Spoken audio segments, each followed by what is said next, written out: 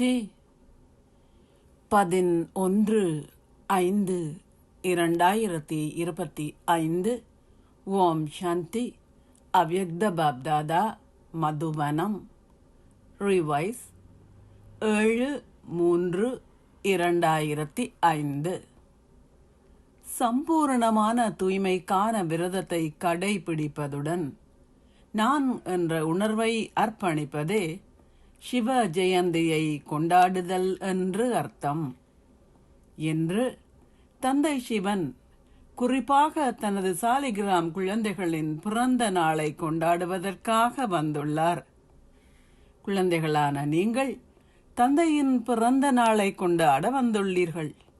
பாப்தாதாவும் குழந்தைகளின் பிறந்த நாளை கொண்டாட வந்துள்ளார்.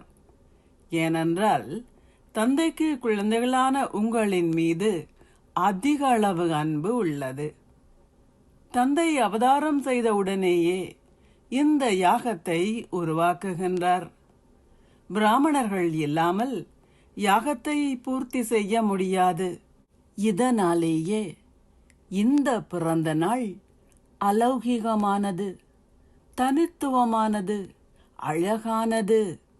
கல்பம் முழுவதிலும் வேறு எந்த ஒரு பிறந்த நாளும் ஒரே நாளில் தந்தையினதும் குழந்தைகளினதும் பிறந்த நாளாக இருக்க முடியாது. ஒருபோதும் அப்படி இருப்பதற்கான சாத்தியமும் இல்லை. தந்தை அசரீரியானவர். ஒரு புறம் அவர் அசரீரியானவர், மறுபுறம் நீங்கள் அவரின் பிறந்த நாளை கொண்டாடுகின்றீர்கள். தந்தை சிவனுக்கு மட்டுமே அவருக்கு என்று ஒரு சரீரம் கிடையாது. இதனாலேயே அவர் தந்தை பிரம்மாவின் சரீரத்தில் அவதரிக்கின்றார். இந்த அவதாரத்தையே நீங்கள் ஒரு பிறந்த நாளின் வடிவத்தில் கொண்டாடுகின்றீர்கள்.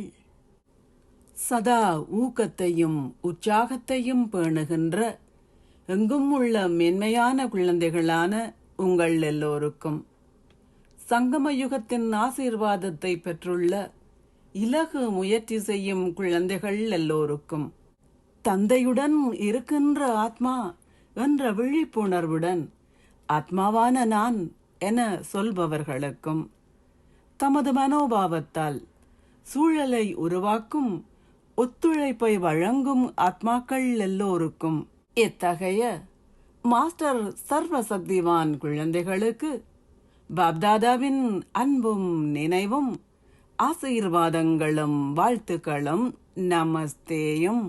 ஆசீர்வாதம். நீங்கள் உங்களின் பொக்கிஷங்கள் எல்லாவற்றிற்கும் சிக்கனமான வரவு செலவு திட்டத்தை உருவாக்கி சீரிய முயற்சியாளர் ஆகுவீர்களாக.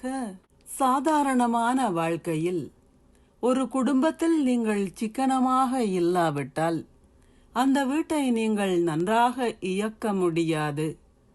அதேபோல் கருவி குழந்தைகள் சிக்கனமாக இல்லாவிட்டால் நிலையமும் நன்றாக இருக்காது.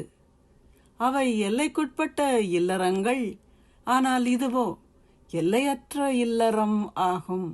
எனவே உங்களின் எண்ணங்கள், வார்த்தைகள், சக்திகள் என்பவற்றை பொறுத்தவரை எவ்வளவற்றை மேலதிகமாக நீங்கள் செலவழித்தீர்கள் என சோதித்து பார்க்க வேண்டும்.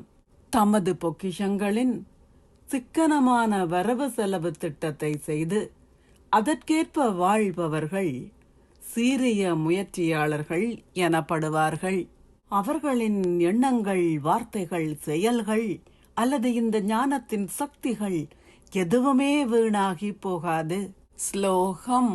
அன்பு பொக்கிஷத்தால் நிரம்பியவராகி எல்லோருக்கும் அன்பை கொடுத்து அன்பை பெற்றுக்கொள்ளுங்கள். அவ்யக்த சமிக்ஞை. ஆன்மீக ராஜரீகம் மற்றும் தூய்மையின் ஆளுமையை கடைபிடியுங்கள். தூய்மை சக்தி உங்களை பரம பூஜிக்க தகுதி வாய்ந்தவர் ஆக்குகின்றது. நீங்கள் தூய்மை சக்தியால் இந்த தூய்மையற்ற உலகையே மாற்றுகின்றீர்கள். விகாரங்களின் நெருப்பில் எரிந்து கொண்டிருக்கும் ஆத்மாக்களை தூய்மை சக்தி குளிர்விக்கின்றது. அது ஆத்மாக்களை அவர்களின் பல பிறவிகளின் விகாரங்களின் பந்தனங்களில் இருந்து விடுவிக்கின்றது. துவாபர யுகத்தில் இருந்தே இந்த உலகம் தூய்மையின் அடிப்படையிலேயே சிறிதளவு ஆதாரத்தை பெற்று வந்தது.